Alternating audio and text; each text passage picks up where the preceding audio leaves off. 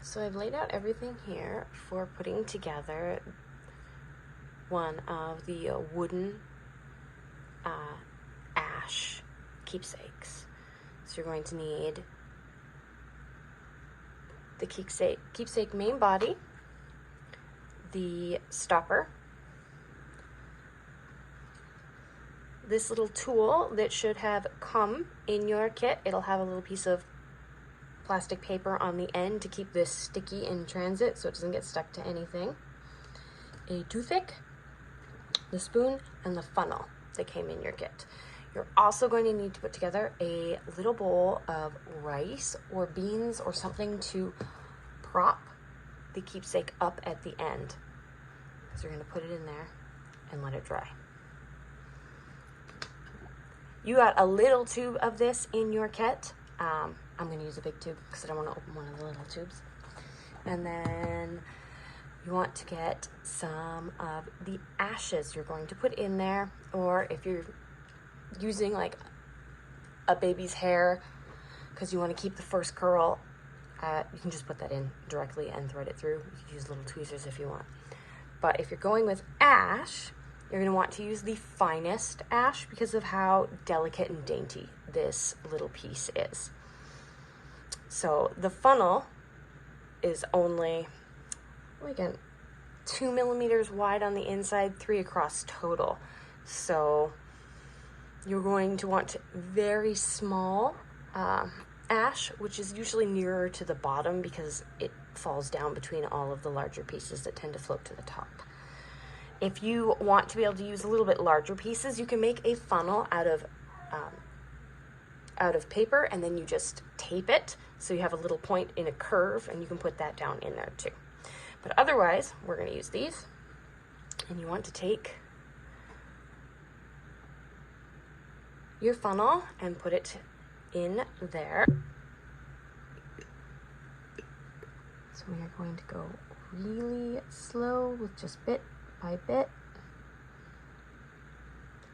Oh, when it gets stuck in there like that, you can tap it. Make sure you're holding the funnel because you don't want the funnel to fall out and your ashes to spill. But you can tap it through the funnel bit by bit as well. Also came with the kit is a pin if you need to push it. But I find the tapping on such a little funnel works best. And that's why you want to use the smallest ash. A little bit at a time.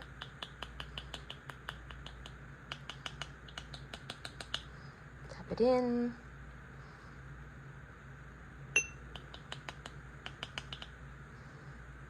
You want to keep a look at how much you're filling it because you don't want to go more than 2/3 full. Or more like you don't want to go higher than about there on the inside because you don't want to put the glue in the ash. You can if you want to go all the way up, but once you've reached this stage, you can put it down on its side and you want to take out your glue. Take out the little stopper and the little tool. So this tool has a sticky tip. You take the stopper and you put the stopper with the nice side that's going to be on the outside up, and you put the sticky tip directly down. This picks up the whole piece for you, like so, which will make this much, much easier. Push it down to make sure it stays if it doesn't have a good grip. This is just a teeny tiny little sticky glue dot. It's a temporary adhesive. And then we're going to want to use the glue. This glue likes to come out of the tube, so don't squeeze too hard. And you're only going to use a very little bit of glue.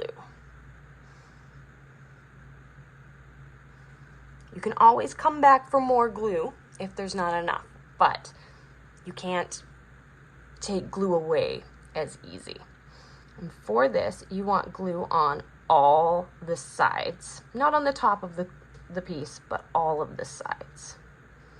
You also want it in the little leaves, but you don't want too much. It's a very, very, very thin layer. If there is a little too much, it's not the end of the world because this glue is really great. It dries completely clear. But once you're at this stage, you take this, turn it upside down, and push it into place. Push down real hard because you want that glue to get in all of the cracks. And you take it up.